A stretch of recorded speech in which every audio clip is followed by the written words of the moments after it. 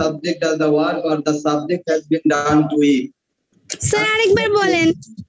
Voice is the form of the verb. This indicates whether the subject does the work or the subject has been done to it. আমি এটাকে লিখে দিচ্ছি।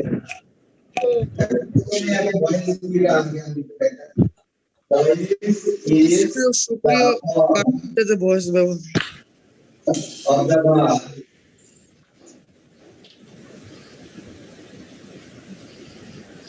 Sir দেখা যাচ্ছে না। Voice is the form of the verb. This indicates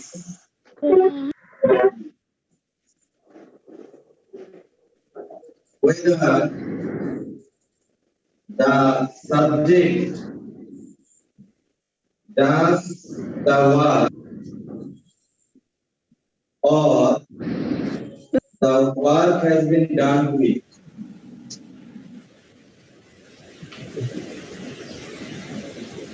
এটা হচ্ছে ভয়েসের সংজ্ঞা। ভয়েস ভয়েসের সংজ্ঞা লেখা দেখা যাচ্ছে। আমি একটু বলে দিচ্ছি। Voice is the form of the verb. Sir একটু বাংলা লিখে দিবেন। হ্যাঁ বাংলা আমি বলে দিব, তোমরা লিখে দিবা। স্যার লিখিয়ে দেন। হ্যাঁ ভয়েস লিখে দিব। স্যার স্যার লিখে দেন।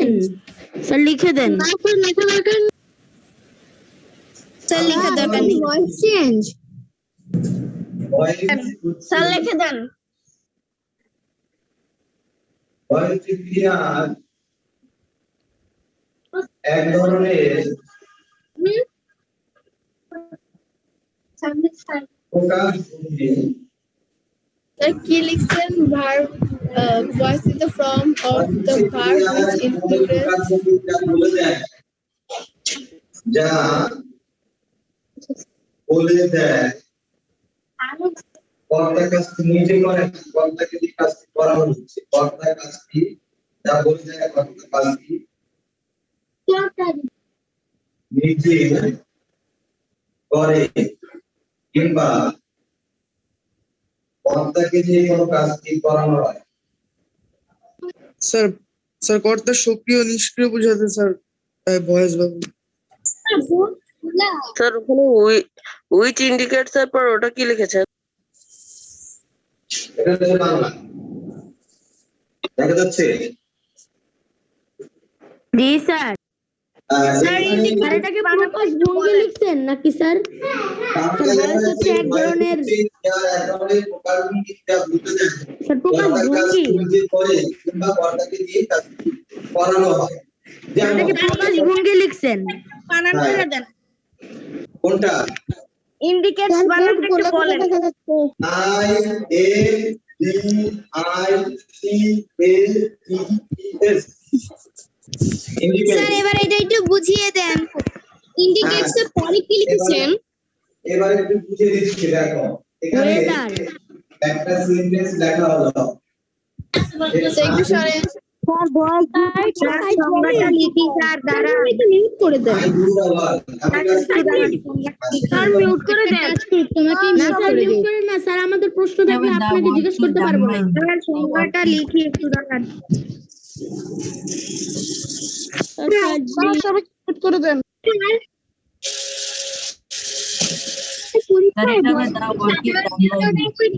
আসবে এত কথা বলো কেন?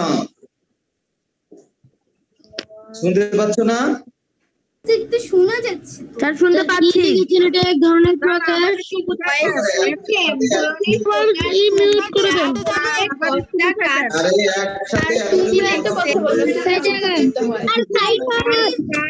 একসাথে সবাইকে স্যার মিউট করে দেন। সূত্র আছে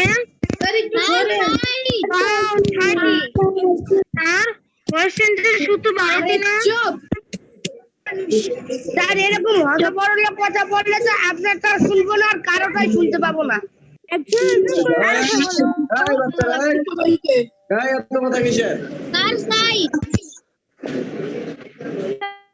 সবাইকে মিউট করেন দেন।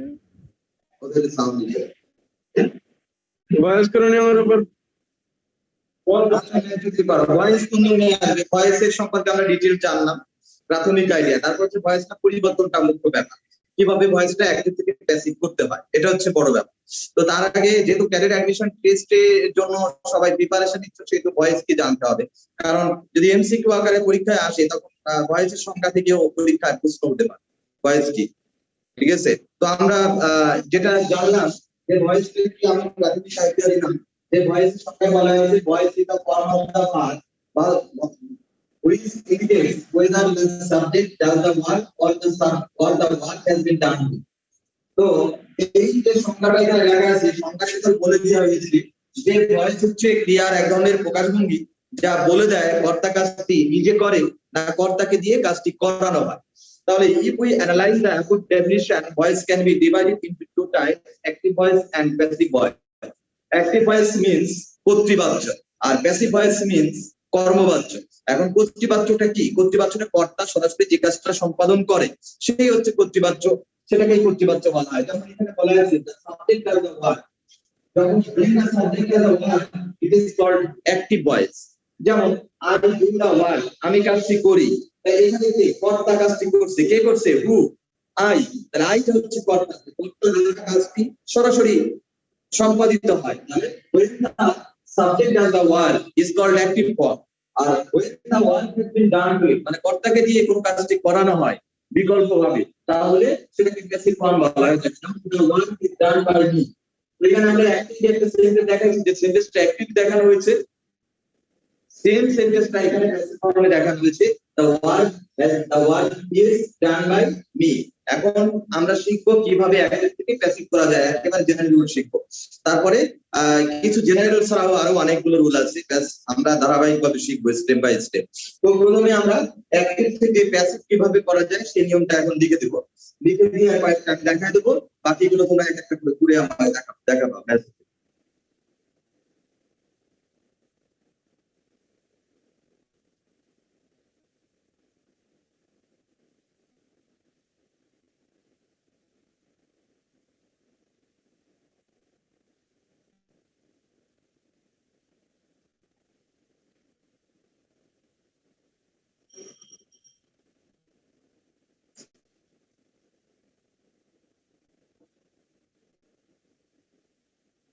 না, পরীক্ষায় সিলেবাস অনুযায়ী আসবে, তোমাদের যা পড়ানো হচ্ছে তার থেকে প্রশ্ন আসবে, ভয়ের কিছু নাই। তো আগে বোঝো পরীক্ষায় কি আসবে সেটা বড় কথা না, বড় কথা হচ্ছে ভয়েস আসবে, পরীক্ষায় কিভাবে ভয়েস করতে হয় আমরা সেগুলো শিখবো।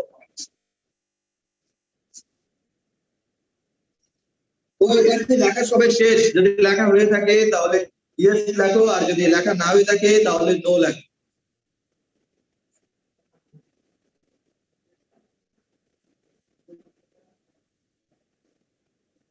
আচ্ছা, ডান, ওয়েলকাম। আচ্ছা, আমরা এবার সরাসরি নিয়মটা দেখবো কিভাবে হয়, how to change from active into passive form।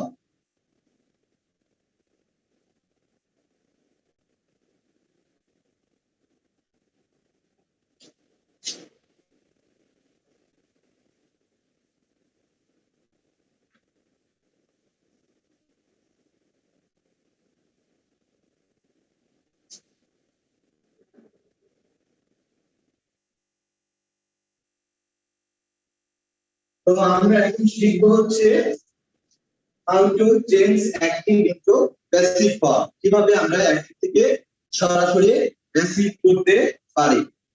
তো এখানে অ্যাক্টিভ থেকে প্যাসিভ করতে গেলে যে জেনারেল রুলটা আছে, অ্যাক্টিভ সেন্টেন্সে আমরা নিয়মটা শিখবো। অ্যাসার্টিভ সেন্টেন্সের কি নিয়মটা বুঝছো? তোমরা জানো যে অ্যাসার্টিভ সেন্টেন্স কি? The sentence that expresses a statement or assertion is called an assertive sentence. Assertive sentence এর মেইন স্ট্রাকচার ফর্ম গুলো এরকম থাকে যে সাবজেক্ট প্রথমে থাকে, তারপরে ভার্ব প্লাস টেনশন থাকে। তো এই জাতীয় বাক্যকে যখন আমরা ভয়েস চেঞ্জ করব, ভয়েস চেঞ্জ করতে গেলে আমাদের তিনটে জিনিস অবশ্যই আইডেন্টিফাই করা শিখতে হবে। একটা হচ্ছে সাবজেক্ট, দ্বিতীয়টা হচ্ছে ভার্ব, তৃতীয়টা হচ্ছে অবজেক্ট। একটা সেন্টেন্সের মধ্যে সাবজেক্ট ভার্ব অবজেক্ট ছাড়াও সেন্টেন্সে অতিরিক্ত অনেক কিছুই থাকে, কমপ্লিমেন্ট থাকতে পারে, প্রেজেন্ট পার্সনের ব্যবহার থাকতে পারে, পাস্ট পার্সন থাকতে পারে, জিরান থাকতে পারে, ইনফিনিটিভ থাকতে পারে, আরো অনেক কিছু থাকে। তো এই ক্ষেত্রে আমাদেরকে সেন্টেন্সে আগে আইডেন্টিফাই করা শিখতে হবে সাবজেক্ট কোনটা, ভার্ব কোনটা, অবজেক্ট কোনটা। তোমরা জানো যে সাবজেক্ট হচ্ছে যে কাজটা সম্পন্ন করে সেই সাবজেক্ট, আর ভার্ব ছাড়া তো সেন্টেন্স হয় না, without verb you can not make a meaningful sentence. হ্যাঁ এটাই। আচ্ছা তাহলে আমরা এখানে যে অ্যাসিটিভ সেন্টেন্সটা অ্যাসিটিভ একটা সেন্টেন্স বলে আমরা দেখাচ্ছি। প্রথমে কি করতে হবে, প্রথমে অবজেক্টকে সাবজেক্ট করতে হবে। আগে হচ্ছে কি সাবজেক্ট ভার্ব আর হচ্ছে অবজেক্ট আইডেন্টিফাই করা শিখতে হবে। এই তিনটা বিষয়, এই তিনটা জিনিস আইডেন্টিফাই করা শিখতে হবে, কারণ একটা সেন্টেন্সে সাবজেক্ট ভার্ব অবজেক্ট ছাড়া আরো অনেক কিছু থাকতে পারে। তো সেই ক্ষেত্রে সেন্টেন্সে সাবজেক্ট ভার্ব যখন অবজেক্ট তুমি আইডেন্টিফাই করা শিখে যাবে, তখন নিয়মিত প্রথমে অবজেক্টকে সাবজেক্ট করতে হবে। প্রথমে অবজেক্টকে সাবজেক্ট করতে হবে, তারপর হচ্ছে দ্বিতীয় নাম্বার শর্ত, এগুলোকে স্টেপ বাই স্টেপ করতে হবে। তুমি উল্টো পাল্টা করলে হবে, যেমন প্রথমে বলছি অবজেক্টকে সাবজেক্ট করতে হবে, তারপর হচ্ছে টেন্স নাম্বার পার্সন অনুসারে অবজেক্টের ভার্বের ব্যবহার করতে হবে। দ্বিতীয় শর্ত হচ্ছে টেন্স নাম্বার ও পার্সন অনুসারে এবি বসে। এবি মানে হচ্ছে অক্সিলারি ভার্ব, অক্সিলারি ভার্ব বসে। এরপরে 3 নাম্বার শর্ত হচ্ছে auxiliary verb tense number person অনুসারে অক্সিলারি ভার্ব বসার পরে কি বসে, মূল ভার্বের পাস্ট পার্টিসিপল হয়। মূল ভার্বের পাস্ট পার্টিসিপল হয়।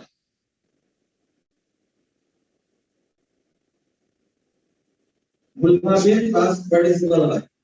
তৃতীয় নাম্বার শর্ত। চতুর্থ নাম্বার শর্ত হচ্ছে preposition by, to, with, in, at এগুলোর ব্যবহার হয়। তো বেশিরভাগ ক্ষেত্রে আমরা বাই এর ব্যবহারটা করতে যাই। তো প্রিপজিশন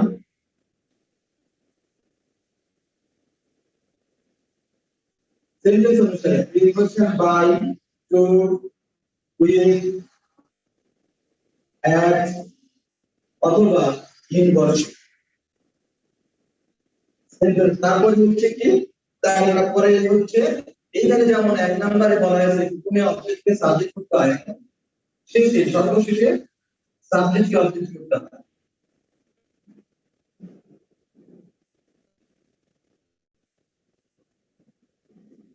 সাবজেক্টকে অবজেক্ট করতে হয়। তো প্রথমে তাহলে এইগুলো স্টেপ বাই স্টেপ করলে অ্যাসার্টিভ সেন্টেন্সের যতগুলো রুল আছে সেগুলো ক্ষেত্রে জেনারেল রুলের ক্ষেত্রে প্রযোজ্য। এটা জেনারেল রুল। এই জেনারেল রুলের বাইরেও কিন্তু কিছু নিয়ম আছে, আমি দেখাবো।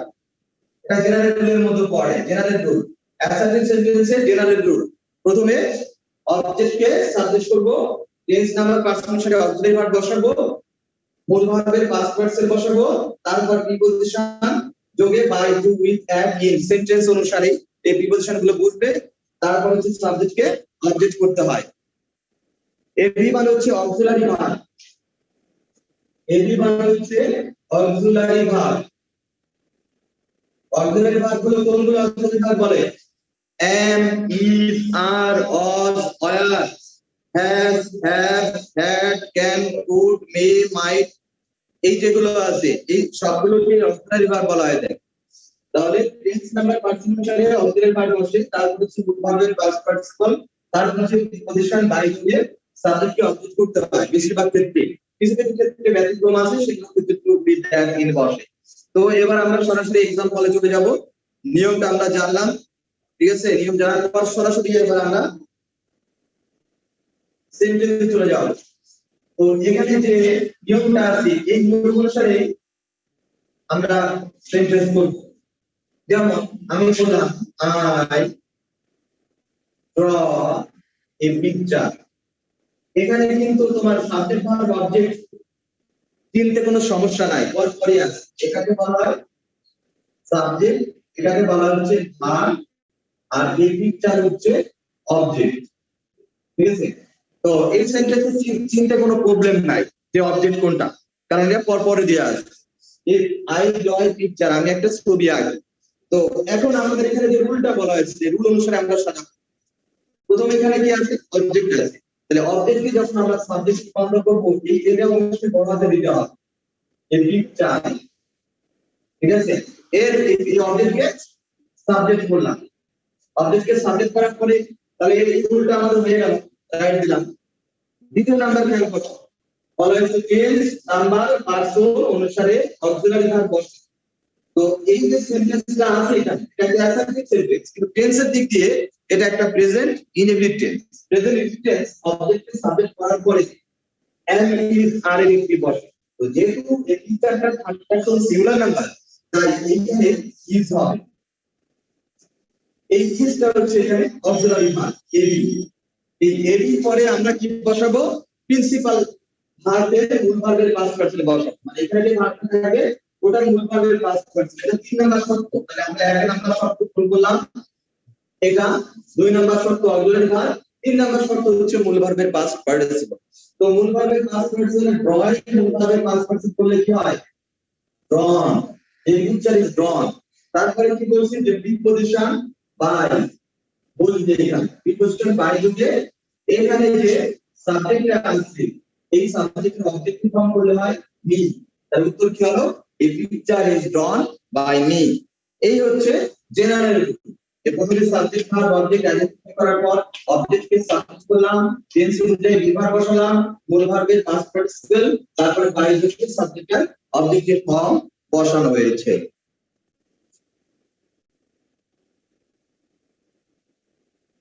এরপরে যদি মনে না থাকে তাহলে আজ সন্ধ্যের সাহায্যে মুখস্থ করতে পারো।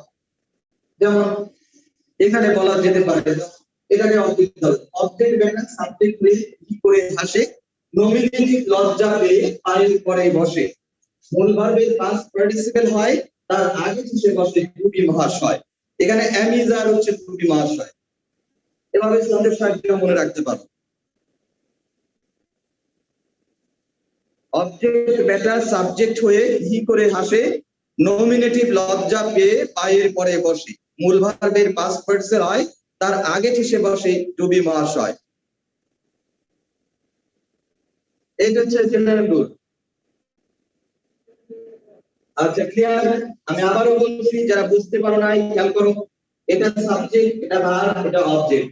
এটাকে বলে অ্যাক্টিভ, অ্যাক্টিভ বলে, অ্যাক্টিভ ভয়েস বলে। আর যেটা আমরা উত্তর বললাম এটার নাম হচ্ছে প্যাসিভ। ঠিক আছে? তো অ্যাক্টিভ থেকে প্যাসিভ করতে গেলে আমাদের এই অবজেক্টটা প্রথমে নিয়ে আসতে হবে।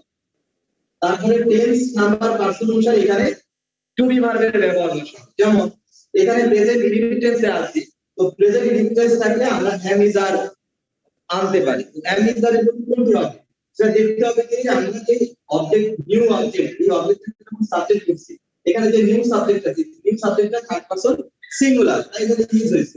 যদি আমি হতো তাহলে আমি হতো, দে থাকলে আর হতো, এরকমই হতো। তো এখানে অবজেক্টটা হচ্ছে থার্ড পারসন সিঙ্গুলার নাম্বার, তাই এখানে ইউজ হয়েছে। তারপরে এই যে ভার্বটা আছে, এই ভার্বটা মূল ভার্বের পাস্ট পার্টিসিপল বসানো হয়েছে। তারপরে বাই যুগে এখানে সাবজেক্টটা অবজেক্টিভ ফর্ম বসানো হয়েছে, জাস্ট নমিনেটিভ, নমিনেটিভের পসেসিভ ফর্ম ব্যবহার করা হয়েছে।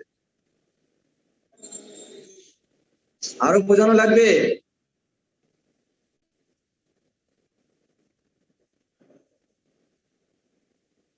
আচ্ছা এবার আমরা দেখব, এবার আরেকটা সেন্টেন্স দেখাবো যেখানে সাবজেক্ট এবং ভার্ব এবং অবজেক্টকে বের করতে হবে, কারণ সেন্টেন্সটা একটু বড় হবে। যেমন এখানে যে সেন্টেন্সটা আমরা পড়লাম, এই সেন্টেন্সটা একটু বড় করলাম, লিখলাম I saw the baby crying। আমি শিশুটিকে কাঁদতে দেখলাম। তাহলে এখানে সাবজেক্ট আর অবজেক্ট কোশ্চেন আইডেন্টিফাই করা শিখতে হবে। এরকম ভাবে শিখলে হবে না যে সেন্টেন্স শেষে থাকলে সেটা অবজেক্ট হয়, তাহলে কিন্তু অনেকে ক্লায়েন্টটাকে প্রথমে নিয়ে আসবে, তখন কিন্তু পরীক্ষায় ভুল হয়ে যায়। খেয়াল রাখতে হবে অবজেক্ট কিভাবে আইডেন্টিফাই করা যায়। How to identify object? You can identify object if you ask a verb what or whom, you can get object। ঠিক আছে? অবজেক্টের নির্দিষ্ট সংজ্ঞা আছে, অর্থাৎ if we ask a verb what or whom, we get an object। ভার্বের কাছে আমরা যে কি বা কাকে দিয়ে প্রশ্ন করলে যে উত্তর পাই ওটাই অবজেক্ট। এখন তুমি যদি মনে করো যে সেন্টেন্সের শেষে থাকলে অবজেক্ট হয়, তাহলে ক্লায়েন্টটা প্রথমে নিয়ে চলে যাবে, তখন কিন্তু ভুলে যাবে। আর ক্লায়েন্টটা কোথায় বসবে তার একটা নির্দিষ্ট নিয়ম আছে, ইচ্ছে মতো এক জায়গায় বসালেই হবে না।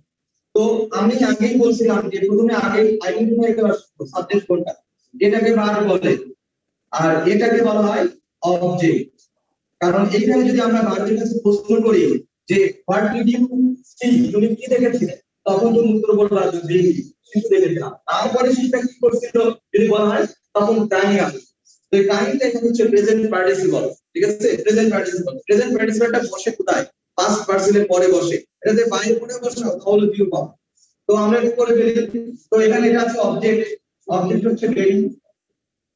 আমাদের ভয়েস স্কুলে আমি বুঝাইছিলাম যে প্রথমে অবজেক্টকে সাবজেক্ট করতে হয়, তাহলে দা বেঞ্চি আসলো, আমি অবজেক্টকে এখানে সাবজেক্ট করলাম। তারপরে কি বলছিলাম যে অক্সিলারি ভার্বের ব্যবহার করতে হয়, অবজেক্টকে সাবজেক্ট করার পরে অক্সিলারি ভার্বটা আসবে। কিন্তু অক্সিলারি ভার্বটা কি অনুসারে আসবে? টেন্স নাম্বার পার্সনের দিকে খেয়াল রেখে বসাতে হবে। দেখতে হবে এখানে যে ভার্বটা আছে এই ভার্বটা আসলে কোন টেন্সে আছে? পাস্ট টেন্সে আছে। তাহলে পাস্ট টেন্সে যদি থাকে, পাস্ট টেন্সে, তাহলে অক্সিলারি ভার্ব হয় হচ্ছে অজ অথবা ওয়ার। তবে তার বেবিটা কোন পারসন সেদিকে খেয়াল রাখতে হবে। বেবিটা হচ্ছে থার্ড পারসন সিঙ্গুলার।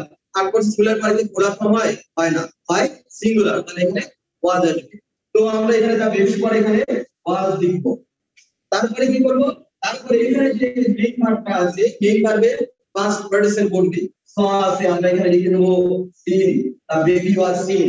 এরপরে যে প্রেজেন্ট পার্টিসিপল যে অতিরিক্ত অংশটা আছে এখানে, তারপর এখানে বাই, বাই দিয়ে এখানে যে আই আছে আইজার অবজেক্টিভ ফর্ম বসাই দিলাম।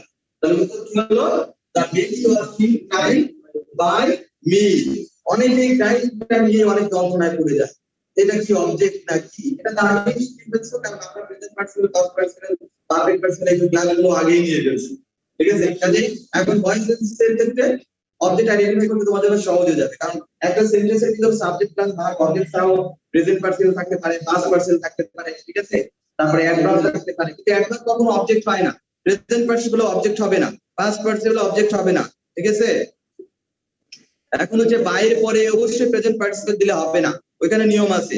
প্রেজেন্ট পার্টিসিপলের ব্যাপারটা পাস্ট পার্টিসিপলের পরে বসে যায়। অ্যাডভার্বটা বাইরে পরে বসানো যায়। যেমন যদি কোনো সেন্টেন্সে অ্যাডভার্ব থাকে সেটা বাইরে আগেও লেখা যায়, পরেও লেখা যায়। প্রেজেন্ট পার্টিসিপলটা পাস্ট পার্টিসিপলের পরেই বসে। ভালো করে খেয়াল করে দেখো, বইগুলোতে যেখানে এক্সারসাইজ করে দেয়া আছে সেখানে সলিউশনও দেয়া আছে, সলিউশনগুলো দেখতে তোমরা সহজেই উপলব্ধি করতে পারো। ওই কাটা রাখো এত স্টুডেন্ট কোথায়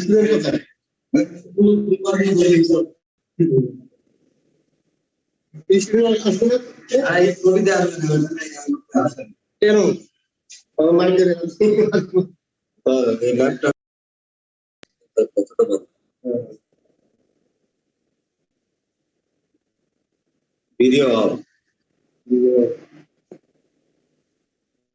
কতজন আছে?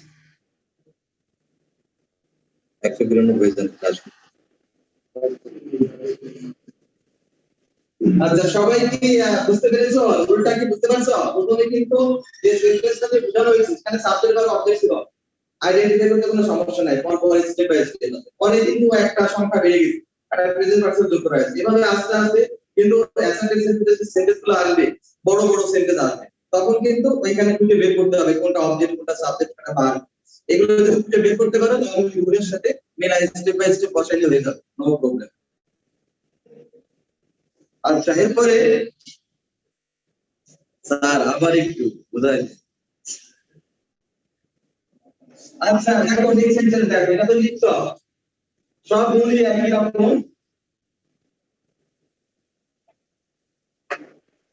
একটা না বুঝলে আর একটা পরের খেয়াল করো।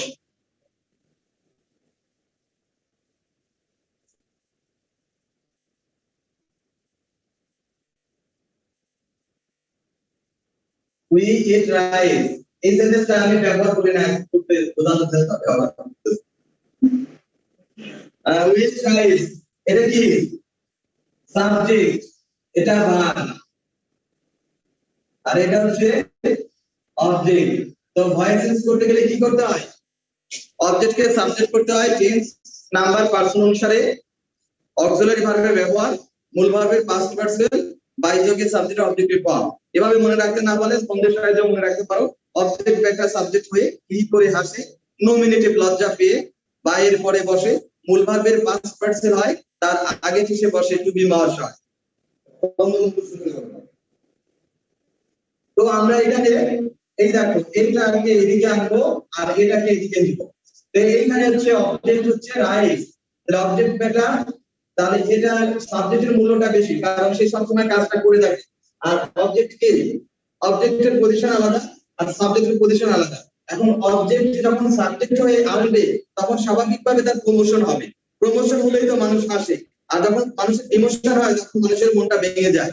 যেমন এখানে উই আছে, উই যখন সাবজেক্ট ছিল তখন সে অবজেক্টের মতো কাজ করছে, তখন সে একটু লজ্জা পাবেই স্বাভাবিকভাবে। তো সেজন্য এখানে দেখো অবজেক্ট থেকে সাবজেক্ট এখানে কি করে আসছে, আর এই যে নমিনেটিভ লজ্জা পেয়ে বাইরে পরে বাই আর্স বসছে। এরপর এখানে যে মূল ভার্বের পাস্ট পার্টিসিপল আছে এটা এখানে দিয়ে দেব ইতে। তারপরে টেন্স এখানে প্রেজেন্ট ইনডিফিনিট টেন্স আছে, এর আগে টু মহাশয় বলতে মূল ভার্বের পাস্ট পার্টিসিপল আগে কিসে বসে টু মহাশয়। টু মহাশয় কোনগুলো am is are was are এগুলো। তো এখানে প্রেজেন্ট টেন্সে আছে, তাহলে রাইস তারপর সিঙ্গেল নাম্বার এখানে একটা ইজ হবে। তাহলে উত্তর হলো rice is eaten by us. বুঝা গেল? আবার শোনো, এটা সাবজেক্ট, এটা ভার্ব, এটা অবজেক্ট। ভয়েস সেন্স করতে গেলে জেনারেল রুল হচ্ছে অ্যাসার্টিভ সেন্সের জেনারেল রুল হচ্ছে অবজেক্টকে সাবজেক্ট করবা, টেন্স নাম্বার পারসন অনুসারে টু বি ভার্বের ব্যবহার দেখাবা, মানে অক্সিলারি ভার্বের ব্যবহার দেখাবা, তারপরে মূল ভার্বের পাস্ট পার্টিসিপল, তারপরে প্রিপজিশন বাই যোগে সাবজেক্টের অবজেক্টিভ ফর্ম বসাতে হবে। তবে কোন কোন ক্ষেত্রে প্রিপজিশনটা ব্যতিক্রম ঘটে, যেমন নো ভার্ব থাকলে নোর পরে নোনের পরে টু হয়, সেগুলো মুখস্থ রাখতে হবে।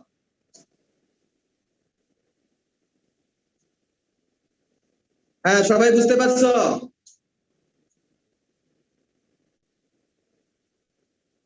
আচ্ছা, নেক্সট পরের সেন্টেন্স।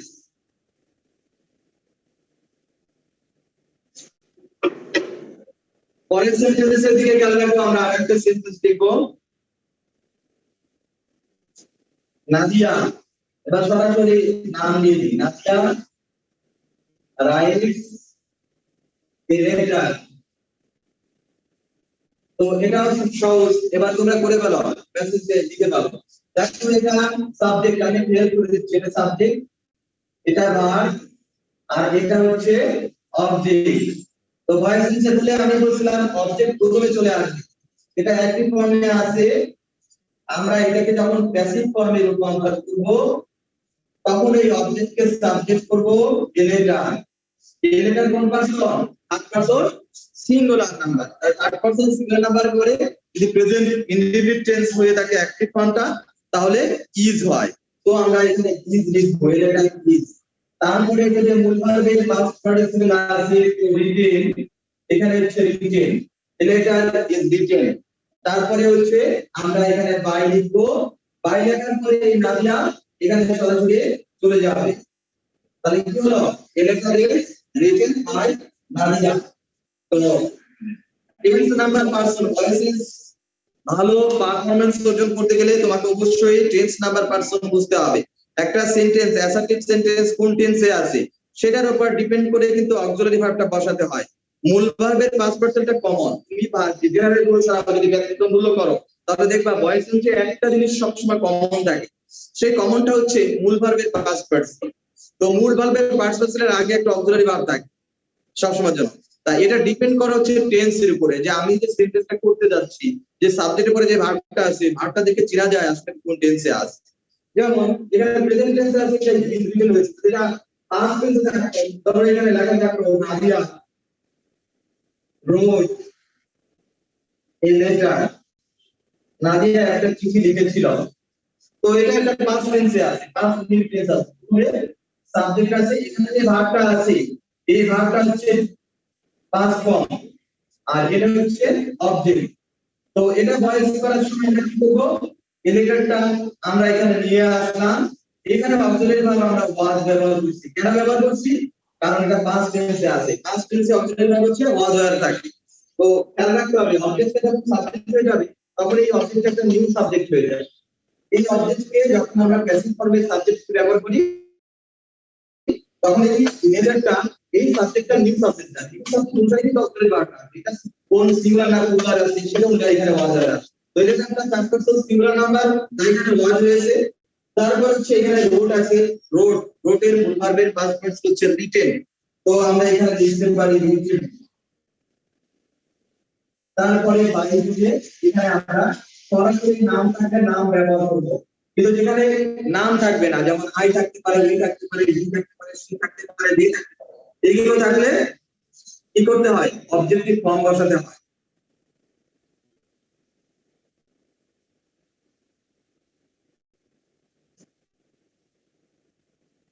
এরপরেরটা খেয়াল করো, একটু বেসিক কমার্ট ধরো এটা পাস্ট ইউনিট টেন্সে দিলাম। এবার পাস্ট কন্টিনিউয়াস টেন্সের একটা সেন্টেন্স খেয়াল করো, I was reading a story. আমি একটা বই পড়ছিলাম, এটা পাস্ট কন্টিনিউয়াস টেন্সে আছে। তো পাস্ট কন্টিনিউয়াস টেন্সে আছে কি দেখে বললাম, এই ওয়াজ এর পরে ভার্বের সাথে আইএনজি যুক্ত আছে, ঠিক আছে? তো সেক্ষেত্রে আমরা কি করব, এখানে যে অবজেক্টটা আছে এই অবজেক্টকে সাবজেক্ট করব story. Story third person singular number, তাহলে ওয়াজের পরে এখানে একটা বিং আসবে। কন্টিনিউয়াস টেন্সে এই টু বি ভার্বের একটা চার্ট আছে, চার্টটা মুখস্থ করে ফেলবা।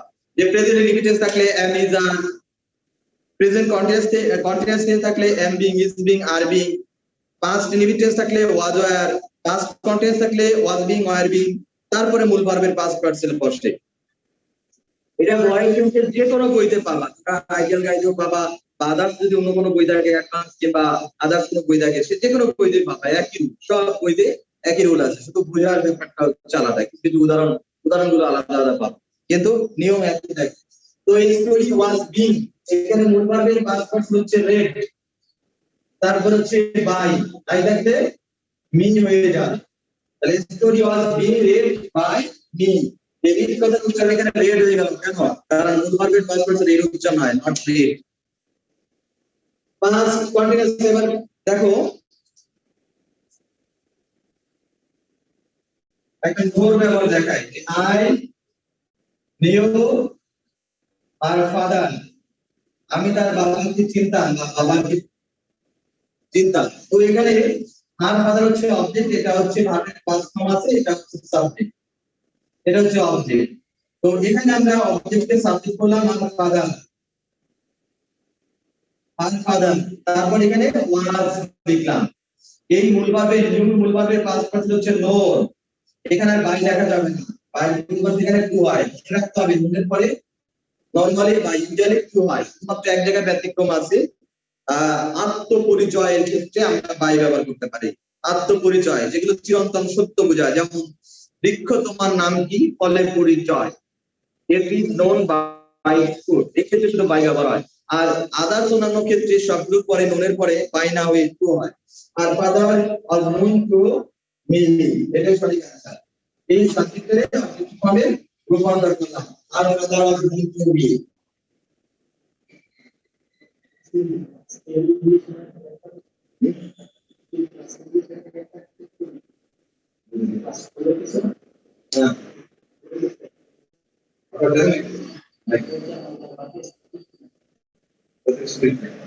আচ্ছা ঠিক আছে, থ্যাংক ইউ ভেরি মাচ। দেখা হবে আবার যদি ক্লাস থাকে।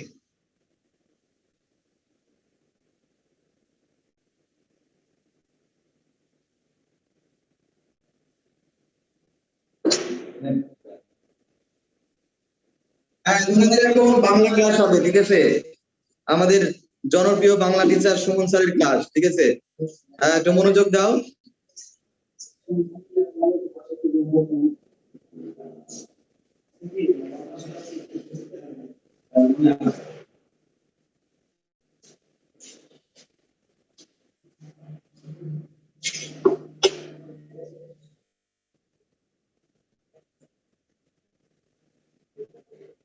আচ্ছা, সবাই ঠিকঠাক আছো না? আচ্ছা, কি পড়ানো আজকে? আমাদের পড়ানো কি বলো তো? আষাঢ়ের এক রাতে একটু পড়িয়ে দিন। কেন আষাঢ়ের এক রাতে পড়ানো হয় নাই, নাকি আবার পড়াতে হবে?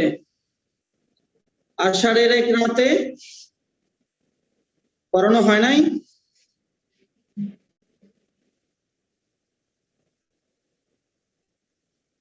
ওই আবার যে না করে অনেকে, আবার ব্যাপার কি?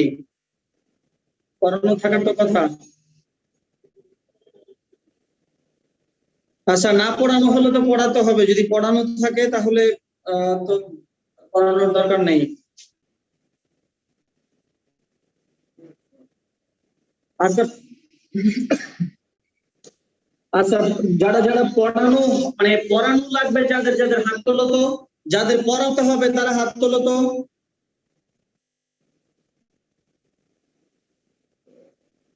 পড়াতে হবে কাদের, হাত তোলো।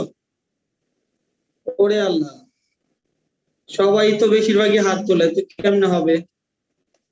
আচ্ছা তাহলে শোনো, একটু পড়িয়ে দেই, এরপরে আমরা কাজটা না হয় করি। যে অল্প সময় আছে, আজকে সৃজনশীল চাইলেও করাতে পারবো না, ক্লাস একটু শেষ হয়ে গেছে, একটু লেট হয়ে গেছে, এই জন্য পড়িয়ে দেই না হয়, এরপরে বাকি কাজটা আমরা করবো।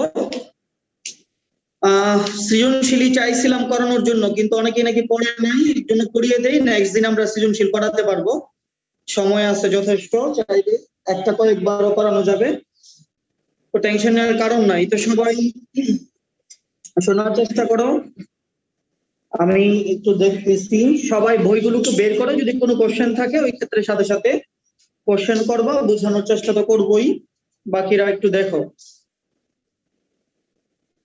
আচ্ছা, ফ্রাইডে কোন স্যার নিয়েছিল ক্লাস, বাংলা ক্লাস কোন স্যার নিয়েছিল? আমি তো সকালে ক্লাস নেই না আসলে, কোন স্যার পড়াইছে ওই ফ্রাইডেতে?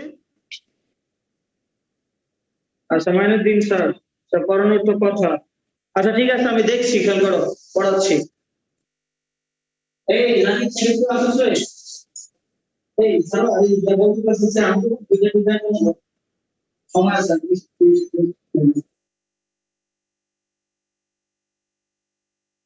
আচ্ছা, আমি তো মেন্টালি প্রিপারেশন নিয়ে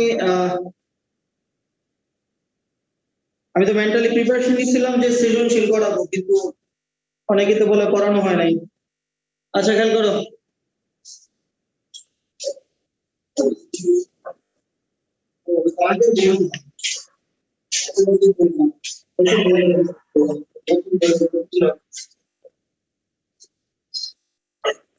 আচ্ছা বইটা আনতে আনতে আমরা আমাদের একটু ফোন থেকে আমরা চেষ্টা করি, যেগুলো বই রেখে দিচ্ছি আমি।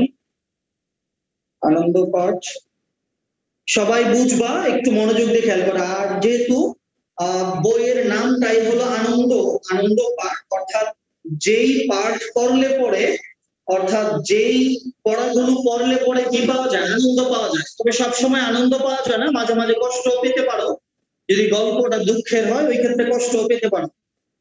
তো খেয়াল করে আমরা দেখি, হ্যাঁ এটা তো কিসের এটা?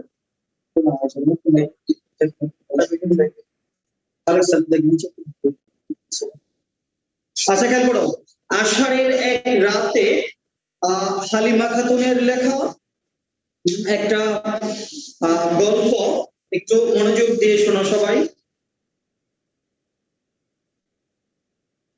আচ্ছা, একবার দাদার সঙ্গে মাছ ধরতে গিয়ে আবু বিশাল একটা বোয়াল মাছ ধরেছিল।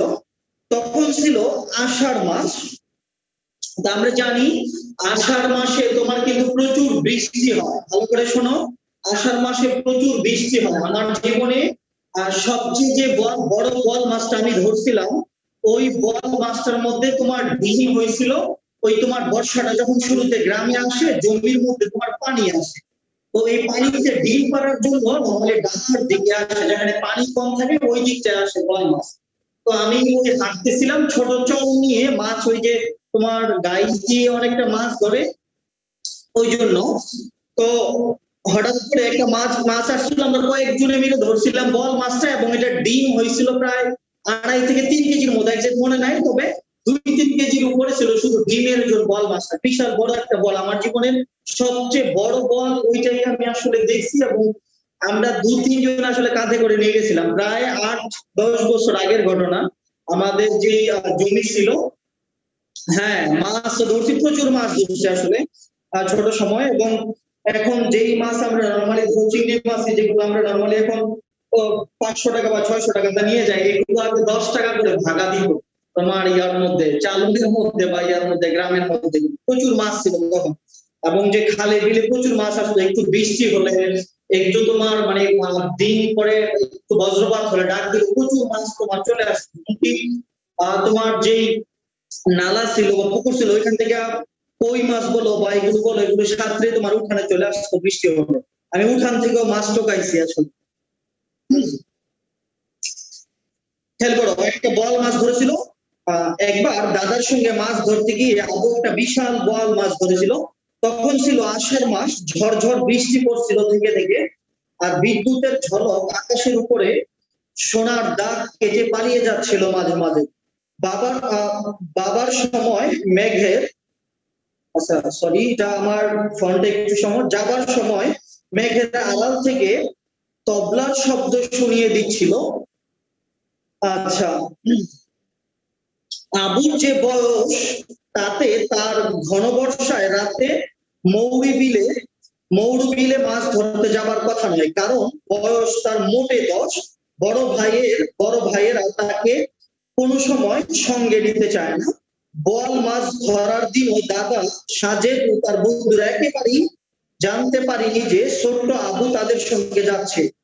বলে হয়ে যেতে চাইলে দাদারা ওকে নেবে না, তাই বেচারা আবু চুপি চুপি গিয়ে নৌকার খোলের মধ্যে ঢুকে লুকিয়েছিল এবং সেখানে সে ঘুমিয়ে পড়েছিল। আচ্ছা, বেচারা আবু চুপি চুপি গিয়ে নৌকার খোলের মধ্যে ঢুকে লুকিয়েছিল এবং সেখানে সে ঘুমিয়ে পড়েছিল। এবং যেহেতু ছোট ভাই বড় ভাইদের কিন্তু একটা নতুন জায়গায় ধরো একটা তোমার যাত্রা হলো বা একটা বড় মেলা হলো, অনেক সময় কিন্তু বড় ভাইয়েরা বা বড় যারা আছে ছোটদের আমাদের নিতে চায় না যে তুমি ছোট মানুষ গেলে হারিয়ে যাবা, তুমি দুষ্টামি করবা, তুমি এখানে ওইখানে চলে যাবা, পরে ঝামেলাগুলো বাড়িতে এসে বাবা মার বকা শুনবা, আমি বড় ভাই। তো এই জন্য ছোটদের অনেক সময় বঞ্চিত হতে হয় বা নিতে চায় না অনেক সময়। তো যার কারণে এই আমাদের আবুর সাথে এমন হয়েছে যে ছোট্ট বাচ্চা বড় ভাই এখানে মাছ ধরতে যাবে, পানির মধ্যে ডুবে যায় কিনা। কারণ প্রতি বছর আমাদের দেশে প্রচুর মানে বাচ্চারা তোমার নদীতে ডুবে মারা যায়, পানিতে ডুবে মারা যায় বর্ষাকালে প্রচুর হয়। আমার গত বছরের আগের বছর আমার এক চাচাতো ভাই, আপন চাচাতো ভাই, সেও তোমার মানে মারা গেছে আসলে পানিতে ডুবে। প্রচুর মানুষ মারা যায়, এই জন্য নিতে চায় নাই। তো সে লুকিয়ে লুকিয়ে সাথে করে চলে গেছে আবু, লুকিয়ে চলে গেছে এবং গিয়ে ওইখানে আসলে ঘুমিয়ে পড়ছে। তো বর্ষাকাল মানে আষাঢ় এলেই মৌরি বিলে প্রচুর মাছ পড়ে। বোয়াল পাঙ্গাস থেকে শুরু করে ট্যাংরা, পুঁটি, পার্শে, বেলে সবই পাওয়া যেত।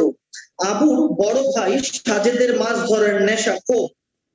অনেকবার সে বড় বড় মাছ ধরেছে এবং মাছ ধরার নেশাটা খুব মারাত্মক একটা নেশা। এবারও দুই বন্ধু বিপুল আর বাইজিৎকে নিয়ে সে মাছ ধরার প্ল্যান করেছিল। তারপর সব গোছগাছ করে বাড়ির নৌকাটা নিয়ে মৌরি বিলের পথে রওনা হলো। সঙ্গে নিল কয়েক রকম জাল, হারিকেন, মাছ আনার বড় বড় খালুই আর নিল রাতের খাবার। আচ্ছা, নৌকা বাইবে কিষান তিনু, দরকার হলে এরাও হাত লাগাবে। অতিরিক্ত দুটো বৈঠাও সঙ্গে করে নিল তারা। এবং যারা তোমার মাছ ধরা দেখবা যে গ্রামে যখন বর্ষা আসে, এখনো হয় আমাদের ওইদিকে, যদিও পানি এখন তার আগের মতো এখন আর আসে না বাদ দেওয়ার কারণে ইন্ডিয়ার ওইদিকে। তো তোমার দেখবা রাতের বেলা বিশেষ করে 11টা বা 12টার পরে তোমার নৌকা নিয়ে তোমার একটা হারিকেনের মতো করে সামনে লাগিয়ে দিয়ে নৌকার উপরে তোমার চল নিয়ে যায়, তোমার ধারালো তোমার অনেকগুলো কি তোমার এই পেরে বা তোমার তার কাটা বলি এগুলো একত্রে করে লম্বা লোহার মতো যে এগুলো বানিয়ে চল বলে, এগুলো নিয়ে যখন হারিকেন দিয়ে তোমার এভাবে মানে তোমার খাল দিয়ে বা বীজ দিয়ে চলতে থাকে, একটু খাল বিল পাওয়া যায়, দেখে যে বিভিন্ন পাতা আছে না, শালুকের বিভিন্ন পাতা, আমার অভিজ্ঞতা থেকে বলতেছি, শালুকের বিভিন্ন পাতা, এরপরে ধান গাছ, এগুলোর মধ্যে মাছ এসে তোমার ঠোকর দেয়। ওই পাতাগুলোতে খাবারের জন্য বা বিভিন্ন কারণে ঠোকর দিলে তোমার এগুলো একটু নড়ে। তো ওই পাতাগুলো একটু নড়ে, শালুকের পাতা, এরপরে এই যে ধান পাতা, বিভিন্ন গাছের পাতাগুলো একটু নড়ে, পরে যখন ঠোকর দেয় খাবারের জন্য। এবং নৌকায় যারা থাকে তারা দূর থেকে দেখে ধাম করে দূর থেকে তোমার চল মারে, একেবারে মাছের মাথার মধ্যে গিয়ে একবারে লাগে চল এবং দিলে যায় পরে মাছ আর নড়তে পারে না। এভাবে করে ওরা কিন্তু চল দিয়ে প্রচুর মাছ ধরে আমাদের দেশে বর্ষাকাল আসলে, এবং তখন প্রচুর পরিমাণে মাছ তোমার ডাঙার এই দিকে কাছাকাছি থাকে, কারণ তখন ডিম পাড়ার সময় নতুন পানি যখন আসে তখন প্রচুর মাছ তোমার ওই সময় ধরা পড়ে এখানের মধ্যে। তো তো এখানের মধ্যে আমরা দেখছি, খেয়াল করে দেখো, তো ওদিকে আবু ছটফট করছে কি করে সে ওদের সঙ্গে যাবে। বিপুল ও বাইজিদকে নিয়ে সাজেদ যখন নৌকায় মৌরি বিলে যাবার পাকাপাকি প্ল্যান করছিল, তখন আবু শুনে মনে মনে ঠিক করে ফেললো যে সে ওদের সঙ্গে যাবে। তাতে যা হয় হবে। আবুর এই গোপন প্ল্যানটি সাজেদরা কিছুই জানতে পারেনি। আকাশে মেঘ, তাই তারা সন্ধ্যার আগেই বেরিয়ে পড়লো। মাছ ধরা হবে রাতে। হারিকেনের আলো দেখে মাছরা কেমন যেন রাতকানা হয়ে যায়। তখন মাছ শিকারীরা জাল দিয়ে ধরে ফেলে সেই তোমার পথগুলা মাছগুলোকে। তো খেয়াল করে দেখো, যখন মাছ কিন্তু তোমার আলো সহ্য করতে পারে না, তোমার যখন হারিকেনের আলো, বড় লাইটের আলো যখন মাছের মধ্যে পড়ে, তোমার মাছ অনেকটা অন্ধের মতো হয়ে যায়, কোনো কিছুই দেখে না। তো কিছুই যখন দেখে না, তখন ওই মাছগুলোকে তোমার ধরা একেবারে সহজ হয়, ধরা ইজি হয় এগুলোকে ধরা। কিছু দূর যাবার পর ঝড় বৃষ্টি নামলো, ঝড় করে বৃষ্টি নামলো। ওরা তিনজন ছাতা মাথায় দিল, মাথায় মাথায় তিনু নৌকার হাল ধরে বসে রইল। মাথাল, এখানে একটা শব্দ আছে মাথাল। আচ্ছা, তোমরা গ্রামে যখন রোদের মধ্যে কৃষক যখন কৃষি কাজ করে, তখন কি দেখছো যে মাথার মধ্যে রোদ থেকে বাঁচার জন্য একটা বাঁশ বা মুলি বা ব্যাগ দিয়ে বড় একটা টুপির মতো, ছাতার মতো মাথার মধ্যে একটা দিয়ে রাখে? কেউ দেখছো? অথবা তোমার ধান কেটে বোঝা নিয়ে যখন আসে, তখন এটা মাথায় দিয়ে এরপরে বোঝাটা নেয় মাথার মধ্যে। এটা যারা গ্রামে গেছে তারা নিশ্চয়ই দেখছো গ্রামের চরিত্রটা। তো এই মাথালগুলো তোমার একদিকে যেমন রোদের মধ্যে দেয়, আবার বৃষ্টির মধ্যে দিতে পারে। কৃষকরা এইগুলো যখন তোমার বানায় বাঁশ দিয়ে বা বেত দিয়ে বা কঞ্চি দিয়ে, তখন এটার মাঝামাঝি একদম তোমার ইয়ে দিয়ে দেয়, কি বলা হয়, কাগজ দিয়ে দেয়। এই কাগজগুলো দেওয়ার কারণে রোদ বলো বা বৃষ্টি বলো, ওটা কৃষকের শরীরের মধ্যে আসলে পড়ে না বা মাথার মধ্যে লাগে না, কারণ প্রচুর রোদে কৃষকরা আসলে তোমার কাজ করতে হয় জমির মধ্যে, যার কারণে তোমার এই মাথালগুলো মাথায় দিয়ে নিতে হয়। মাথায় দিয়ে নিলে তাহলে রোদ বৃষ্টি থেকে বাঁচা যায়, রোদ বৃষ্টি থেকে বাঁচতে ইজি হয়, এটাকে বলা হয় মাথাল বলা হয়।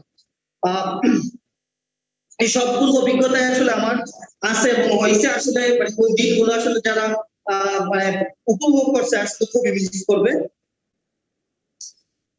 মাথায় নৌকার হাল ধরে বসে রইলো। সন্ধ্যা হলো, বৃষ্টি নামলো, হারিকেন জ্বালালো ওরা। একটু পরেই হারিকেন নিবু হয়ে এলো। সাজেদ হারিকেনটা নাড়িয়ে দেখে তেল নেই একটুও তাতে। সাজেদ হারিকেনটা নাড়িয়ে দেখে তেল নেই একটুও তাতে। নৌকার খোলের মধ্যে কেরোসিন তেলের বোতল। পাটাতনের তক্তা তুলে দেখে সেখানে ছোট মতো কে যেন শুয়ে আছে।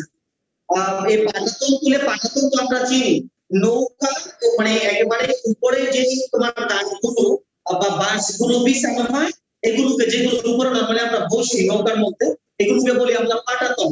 তো এই পাটাতন উঠে দেখে যে ওইখানের মধ্যে আসলে কি সে লুকিয়ে আছে, যে লুকিয়ে শুয়েছিল ওইখানের মধ্যে লুকিয়ে আছে। আচ্ছা, এই বিপুল, এই বাইজিদ দেখ এখানে কে যেন লুকিয়ে আছে। আচ্ছা, নৌকার খোলের মধ্যে কেরোসিন তেলের বোতল, পাটাতনের তক্তা তুলে দেখে সেখানে ছোট মতো কে যেন শুয়ে আছে। সাজেদ চেঁচিয়ে উঠলো, এই বিপুল, এই বাইজিদ দেখতে দেখ এখানে কে যেন শুয়ে আছে। কে আবার নৌকার খোলের মধ্যে শুয়ে যাবে? নৌকার নিচে, পাটাতনের নিচে আবার কে শুয়ে থাকবে? বোধ হয় ধানের বস্তা। কিষানেরা নামাতে ভুলে গেছে। না, বস্তা না, এই কে, এই কে তুই, কে কে বলে সাজেদ শোয়া ব্যক্তিকে ঠেলা দিল। আবু তখন হুড়মুড় করে উঠে বসে চোখ ডলতে ডলতে বলল, আমি আবু বলে সে কেঁদে দিল। সাজেদ বিস্মিত হয়ে বলল, আবু তুই এখানে কি করে এলি? আজ তোকে পিটিয়ে ঠান্ডা করবো। মানুষ পিটিয়ে গরম করে, কিন্তু তারা পিটিয়ে ঠান্ডা করবে, আসলে খুবই ভালো একটা কাজ। আর তুই এখানে কি করে এলি? আজ তোকে পিটিয়ে ঠান্ডা করবো। কাউকে না বলে চলে এসেছিস? বাড়িতে সবাই তো কান্নাকাটি শুরু করেছে, তাহলে তো মাছ ধরা যাবে না, বাড়ি ছেড়ে যেতে হবে। আবু তখন কাঁদতে কাঁদতে বললো, দাদা মেরো না আমাকে, আমি লুকিয়ে লুকিয়ে তোমাদের সাথে এসেছি মাছ ধরার জন্য। তবে কালুকে বলে এসেছি, মানে কেউ খুঁজলে বলে দিতে, অর্থাৎ ছোট হলে কি হবে, চালাক আছে, বলে দিয়ে আসছে যে আমি তো ভাইদের সাথে চলে যাচ্ছি, যদি কেউ আমাকে খোঁজে তাহলে বলে দিও যে আমি তাদের সাথে চলে গেছি। এবং মাছ ধরার নেশাটা ব্যাপক একটা নেশা। তোমার আগে যখন খালের মধ্যে মাছ ধরতাম, যখন পানি ফুল থাকতো বা বৃষ্টি আসতো, তোমার এই যে ধান ক্ষেত জমি থেকে যে পানি পড়তো, এখানে তোমার গর্ত করে চাই পেতে দিয়ে রাখলাম। তো ধান ক্ষেত থেকে যে পানি পড়তো, ওই জোয়ারের থেকে তোমার ওগুলোর মধ্যে পুঁটি মাছে ভরে থাকতো, এবং এই পুঁটি মাছের শরীরের উপরে দাগ থাকতো, লাল লাল দাগ থাকতো, বলা হতো যে তোমার উজানের পুঁটি বলা হতো এগুলো। এবং তোমার যে খালের মধ্যে যে বাঁধ দিত, তোমার বাঁশের কঞ্চি দিয়ে যে বাঁধ দিত, এবং এগুলোর নিচে হাত দিলে আমি আমার দুই হাতে মনে হয় মানে যতবার হাত দিছি এত দুই হাত ভরে ভরে তোমার মাছ পাইছি ওখান থেকে। এবং পাখির যে মাছ ছিল, হ্যাঁ মারাত্মক নেশা, মাছ ধরার নেশাটা গ্রামের প্রচুর ছেলেমেয়েরা আগে তোমার পড়ালেখা নষ্ট হয়ে যেত তোমার মাছ ধরার নেশার কারণে। বলা হয় তিনটা নেশা খুব মারাত্মক মানুষের জীবনে, মানে গ্রামে এটাকে বলা হয়। একটা হলো তোমার এই যে মাছ ধরার নেশা, আরেকটা হলো তোমার এই যে জুয়া খেলার নেশা, আরেকটা হলো কোন নেশা জাতীয় দ্রব্য খাওয়ার নেশা। এটা এই নেশাতে যারা পড়ে এদের পুরো জীবন পুরো বরবাদ। তাই এই জন্য মাছ ধরার নেশাটা গ্রামের ছেলে মেয়েদের জন্য মারাত্মক একটা নেশা ছিল। কারণ মাছ ধরতে যেমন ভালো লাগতো ছেলে মেয়ে, প্রচুর ছেলে মেয়ে, আমরা তো যেটা হতো যখনই দেখতাম যে আকাশটা একটু কালো হয়েছে, সঙ্গে সঙ্গে চাই নিয়ে দৌড়ে তোমার মানে ধান খেতে চলে যেতাম বা জমিতে চলে যেতাম। কারণ একটু বৃষ্টি হলেই বা একটু তোমার এই যে বজ্রপাত হলেই তোমার উজান থেকে মাছ আসা শুরু করবে। এই জন্য তোমার ওইখানের মধ্যে চলে যেতাম মাছ ধরার জন্য। প্রচুর মাছ ধরতে আসে, যারা না ধরছে এরা আসলে একটা মজা আসলে বলে বুঝানো যাবে। কারণ তোমরা তো আসলে বন্দি থাকে, তোমাদের শৈশব গুলো আসলে আমাদের এই সভ্যতা, আমাদের এই শহর আসলে সবকিছুই কেড়ে নিচ্ছে।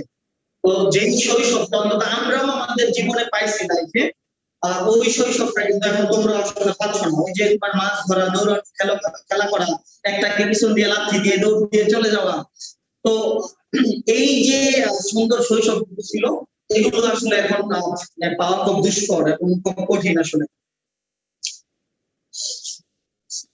আচ্ছা, তো সে বলে আসছে যে তবে কালুকে বলে এসেছি, কেউ খোঁজলে বলে দিবে। ভালো কথা, বুদ্ধির কাজ করেছিস। তা পুচকে ছেলে, তুই কি মাছ ধরবি? বড় মাছ ধরবো দাদা। ছোট্ট মানুষ, সে হয়তো বড় একটা মাছের সমানই হবে না, সে বলতেছে যে বড় মাছ ধরবো। আচ্ছা বেশ থাক, বড় মাছ তোকে বেশ থাক, বড় মাছ তোকেই ধরে না নিয়ে যায় দেখিস। দাদা আশ্বাস পেয়ে আবু মনের সুখে গান ধরলো। সাজেদ শুনে বললো, তুই বরং পাটাতনের নিচে তোর জায়গায় গিয়ে ঘুমিয়ে থাক, মাছ এসে তোকে ডেকে তুলবে। বলতেছে তুই যে হচ্ছে যে ঘুমিয়ে থাক, মাছ যখন আসবে মাছ এসে তোকে ডেকে তুলবে যে আমি আসছি, এবার উঠো আমাকে ধরো। আচ্ছা, তো আচ্ছা ওই কোথা থেকে আচ্ছা,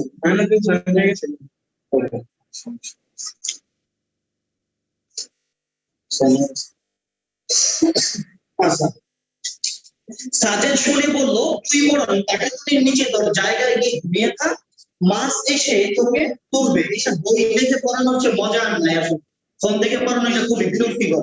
এই যে বই দেখে পড়াচ্ছি এটা মজাই আলাদা, হার্ড কপি দেখে পড়ানো মজাই আলাদা। না আমি ঘুমাবো না, বড় মাছ ধরবো, তোমরা মাছ ধরবে আর আমি ঘুমিয়ে থাকবো, তা হবে না, তা হবে না। তা তুই মাছ কি দিয়ে ধরবি? আমি বড়শি আর টোপ নিয়ে এসেছি। বড়শি তো চিনোই, যেগুলো দিয়ে মাছ ধরে নরমালি। গ্রামে যদি কখনো যাও খেয়াল করে দেখবা যে আটা দিয়ে, এরপরে তোমার এই যে শুটকি দিয়ে, এরপরে যে আমরা কি জানি বলে কেঁচো আছে না, কেঁচো, এই কেঁচো দিয়ে মানে মাছ ধরবো। তোমার বর্ষার মধ্যে কেঁচো লাগিয়ে তোমার ইয়াতে দিলেই বড় বড় কই মাছ, এরপরে তোমার মানে তোমার শোল মাছ, টাকি মাছ, এইগুলো তোমার খুব সুন্দর ইজিলি লাগে তোমার এই দিয়ে ধরলে পরে। আবু তখন তার পুটলি থেকে বড়শি আর টোপ বের করে দেখালো। তা দেখে সাজেদ তার বন্ধুরা হেসেই গড়ালো, এমন অদ্ভুত বড়শি আর টোপ তারা কখনো দেখেনি। সাজেদ বলল, ও এই তোর বড়শি, কেরোসিনের টিনের আংটা দিয়ে বানানো, এই দিয়ে মাছ কেন, তুমিও ধরতে পারবি। জলহস্তি তো আমাদের দেশে নেই, থাকলে তাও তো এই বড়শি দিয়ে ধরতে পারতি। কি সুন্দর কুমির, জলহস্তি সব ধরতে পারতি। তা দেখি তোর তো ও তেলাপোকা, তা দেখি তোর তো আচ্ছা বলছি তো টোপটা দেখি, এবং টোপ যেটা দেখছে ও তেলাপোকা, মাছ কি তেলাপোকা খায়? খায় খায় আমি জানি, সে বলতেছে যে তেলাপোকা খায়। তাহলে তো অনেক অনেকেই খুব পছন্দ এবং ফেভারিট আসলে তেলাপোকা বা আরশোলা, এগুলো অনেকেই বাড়িতে চাষ করে আসলে, এবং অনেকে দেখলে খুব আনন্দ পায়। আশেপাশে যারা থাকে তাদের নিয়ে জড়িয়ে ধরে, মানে যে অত ভালো লাগে এগুলোকে দেখে, তেলাপোকা দেখলে। তো সে মাছ আসলে মাছ ধরবে কি দিয়ে? তেলাপোকা দিয়ে মাছ ধরবে। ঠিক আছে, তুই নৌকায় বসে কুমির, জলহস্তি যা খুশি ধর, আমরা পানিতে নেমে জাল ফেলবো, দেখিস ঘুমিয়ে পড়িস না যেন। আর তিনু ভাই তুমি ওকে দেখো, আমরা চললাম, দেরি হয়ে গেল অনেক, আর দেরি করলে মাছ পাওয়া যাবে না, তোর জন্য খালি খালি সময় নষ্ট হলো। বলে তো কি হতো?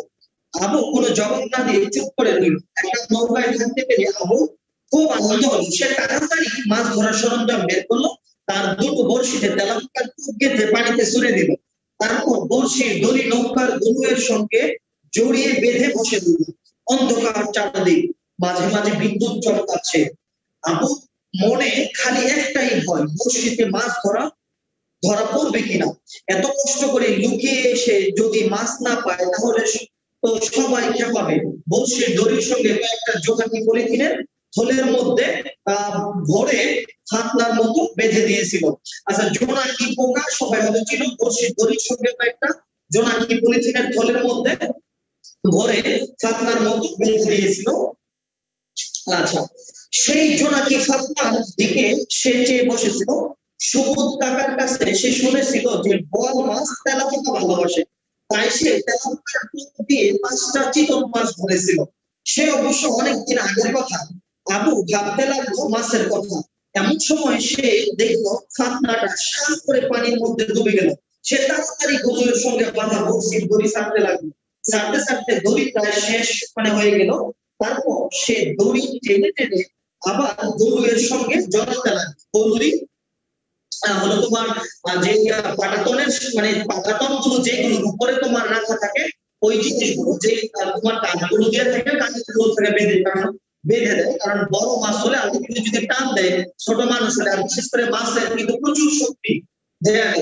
এবং আমার মামারা আসলে তোমার খেয়াও দিত, তোমার খেয়া পারতো তোমার নদীর মধ্যে, আমাদের তিতাস নদীতে, আমাদের মানে কুমিল্লার তিতাস নদী তোমার খেয়া পারতো। এবং যখন খেয়া পারতো তোমার মানে প্রায় 1 মাস ব্যাপী এগুলোকে ছোট করে আনতে আনতে আর ছোট করে আনা হতো, এবং যখন ছোট হয়ে যেত বিশাল বিশাল বড় বড় মাছ তোমার লাভ দিত। এমন এক সময় মানে হিন্দু ভদ্রলোকেরা যারা তোমার খেয়াও তোমার বেড়ে দিত বা তৈরি করে দিত, এক সময় তোমার এক রুই মাছ তোমার বড় বড় রুই তোমার এই যে তোমার ওই জেলের তোমার মাথার মধ্যে এসে পড়ার কারণে ওই লোক ওইখানে সাথে সাথে তোমার মারা গেছে। এবং তোমার ওইটা আমার দেখা ঘটনা, বিশাল বড় খেয়া নদী জুড়ে। তো আলটিমেটলি বড় খেয়াটা থাকে, এটাকে ছোট ছোট করে কেটে কেটে কেটে কেটে ছোট করে যখন এমন সাইজ করা হয়, মানে তোমার ঘরে একটা রুমের সমান করা হয়, তখন মাছ তোমার জাল থেকে সবগুলো তোমার লাফালাফি করতে থাকে, ওইখানে মাছ ধরা হয়। এবং ওই সময় অনেক দূরে দূরে থাকা লাগে, যদি লাফ দিয়ে কোনো মাছ তোমার মাথার উপরে মানে করতে পারে, এটা একেবারে সাথে সাথে একেবারে মানে মারা যাওয়ার সাথে উপায় নেই, এত শক্তি নিয়ে লাভ দেয়। তো ছোট মাছ হলে সবাই বেঁধে না রাখলে তাকে টানিয়ে তাকে সাথে করে নিয়ে যেতে পারে। বড় তোমার গজার মাছ হয় বা শোল মাছ বা বড় রুই মাছ হয় বা বড় বল মাছ হয়, আবার তোমার আইল মাছ আছে, আইল মাছ যদি হয় এগুলো টান দিয়ে তোমাকে নিয়ে যেতে পারে, বিশাল বিশাল হয়ে থাকে একটা। আচ্ছা, তারপর সে দড়ি টেনে টেনে আবার গরুর সঙ্গে জড়াতে লাগলো। প্রথমে দড়িতে ভার লাগলো না, তার মনটাই দমে গেল। সে ভাবছে হয়তো মাছ থাকবে না, কিন্তু একটু পরেই দড়িতে ভার বোধ করতে লাগলো এবং আর খুব টানাটানি শুরু হয়ে গেল। এমন সময় বৃষ্টি নামলো। তিনু হাল ধরে বসেছিল। আবু তিনুকে প্রাণপণে ডাকতে লাগলো, তিনু ভাই বড় মাছ সেই ফিরে আসো। তিনি বললো, ধুর পাগল, এই বিলে বড় মাছ কোথা থেকে আসবে? খাল বিল তো এখন মরে গেছে, আগের দিন হলে কথা ছিল। না না, বড় মাছ ধরেছি, তুমি এসো তিনু ভাই, আমার হাত কেটে যাচ্ছে। তিনু তখন এগিয়ে এসে বসে দড়ি ধরলো। তারা দুজনে ধরে দড়ি জড়াতে লাগলো খালের খুঁটির সঙ্গে। জড়াতে জড়াতে ওরা দুজন একদম ক্লান্ত হয়ে গেল। বৃষ্টি তখনও ঝরছে, ওরা ভিজে একাকার, কিন্তু সেদিকে খেয়াল না করে ওরা বড়শি দড়ি টেনে যেতে লাগে। টানতে টানতে শেষে একটা হেঁচকা টান দিয়ে দিতে বড় কি যেন একটা নৌকার খোলের মধ্যে ধরাম করে এসে পড়লো, আর এর মাথায় লাফালাফি করতে লাগলো। তাতে নৌকা প্রায় ডুবে যাবার মতো হলো। জোরে বিদ্যুৎ চমকালো, ওরা সেই আলোতে দেখলো বড় আকারের একটা বল মাছ, প্রায় আঙুল সমান বল মাছ হতে লাগলো। তিনি তখন খোলের তলা থেকে একটা বস্তা এনে বলের গায়ে চাপ দিল। খানিকক্ষণ ধস্তাধস্তি করে বল শান্ত হলো। আবু খুশির নাচ তখন কে দেখে? আর বল মাছ জানো তার মুখের কাটা কিন্তু মারাত্মক, একেবারে সূক্ষ্ম সূক্ষ্ম কাটা। সাপের দেখো না পাইথনে বা ব্লাড মেম্বার ইয়া দেখো না, ছপল দেখো নাই, যে তোমার একবারে এত পাতলা পাতলা কাটাগুলো হয় বা দাঁতগুলো হয়, একটু যদি তোমার হাতে লাগতে পারে তোমার হাত পুরো ঝাঁঝরা হয়ে যাবে, একেবারে মানে শত শত ছিদ্র হয়ে যাবে তোমার হাতের মধ্যে যদি একটা কামড় দিতে পারে। বল মাছের তোমার মুখের দিকে যে কাটা, একবারে সূক্ষ্ম সূক্ষ্ম কাটা, ভিতরে তুমি কোনোভাবে যদি একটা মরা বলের মুখের ভিতরেও হাত দাও, তোমার হাত মনে হয় যে 20-40টা অটোমেটিকলি ছিদ্র হয়ে যাবে। ইনজেকশন, অটো ইনজেকশন করা পারো না। তো একেবারে এত মানে বড় থাকে, এবং এটা এমনিতে ভালো জানা স্বাভাবিকভাবে, এই জন্য তারা বস্তা সবকিছু দিয়ে ভালো করে ধরলো। এমন সময় সাজেদরা ফিরে এলো। আজ তাদের জালের টুকি ছাড়া আর কিছুই ধরা পড়েনি, তাই রাগ করে তারা তাড়াতাড়ি চলে এসেছে। সেই দেখে আবুর বিশাল বল দেখে তাদের বিশ্বাস হতে চায় না। সাজেদ বলল, এই আবু কত বড় বল কোথা থেকে এলো? আবু বলল, পানি থেকে, আমি ধরেছি। তো স্বাভাবিকভাবে পানি থেকেই তো ধরে, তোমার নর্মালি আগুন থেকে তো মাছ ধরে না, তাই না? আগুন দিয়ে তো কি করে যেন তোমার ইয়া করে, কি করে কি জানি করে, বারবিকিউ করে। হ্যাঁ, তো বারবিকিউ করে, আগুন দিয়ে তো বারবিকিউ করে। তো পানি থেকে আসছে, পানি থেকে ধরছে, তো বড় বিশাল আকারের একটা মাছ। তো তোমরা গল্পটা আরেকবার একটু পড়বা, বাসায় গল্পটা আরেকবার একটু পড়বা। হ্যাচকা কি হঠাৎ করে টান দেয়া, কারণ মাছকে তুমি প্রথমে ঢিল দিতে হবে যাতে সে টোপটা ভালো করে গিলে ভিতরে যাবে। যখন ভিতরে গিয়ে সবকিছু পেঁচিয়ে যাবে, তখন তুমি তাকে জোরে টান দিবা, আস্তে ধীরে টান দিয়ে নৌকার মধ্যে এনে ফেলে ওটা তুমি নিয়ে নিবা। এবার প্রথমে যদি জোরে টান দাও তাহলে কিন্তু তোমার উল্টা চলে আসবে। তো গল্পটা ভালো করে পড়বা, ইনশাআল্লাহ নেক্সট দিন সময়ে যদি অন্য কোনো টপিক না থাকে সৃজনশীলটা আমরা দেখবো। সৃজনশীলটা নিজে নিজে প্র্যাকটিস করতে পারতা যদি তোমার একটু সৃজনশীলটা থাকতো। গল্পের পরে দেয়া নাই, এই জন্য আমি লিখে না দিলে আসলে সৃজনশীলটা প্র্যাকটিস করতে পারবে না। আমি যদি লিখে দেই ওই ক্ষেত্রে সৃজনশীলটা প্র্যাকটিস করতে পারবা ঠিক করে। আচ্ছা, তো এগুলো একটু পড়ে রাখবো সবাই, নেক্সট দিন আমরা এটার উপরে কাজ করবো। আর গলুই মানে যে দুই প্রান্তের যে সরু অংশটা থাকে, নৌকার দুই প্রান্তের যে সরু অংশটা থাকে, সরু যে তোমার কাঠগুলো ওইখানের মধ্যে দিয়ে দেয়, ওই কাঠগুলোকেই তোমার বলা হয় গলুই বলা হয়। কেউ গড়াই বলে, কেউ গলুই বলে, এক এক এলাকায় একটা নামে ডাকে। আচ্ছা,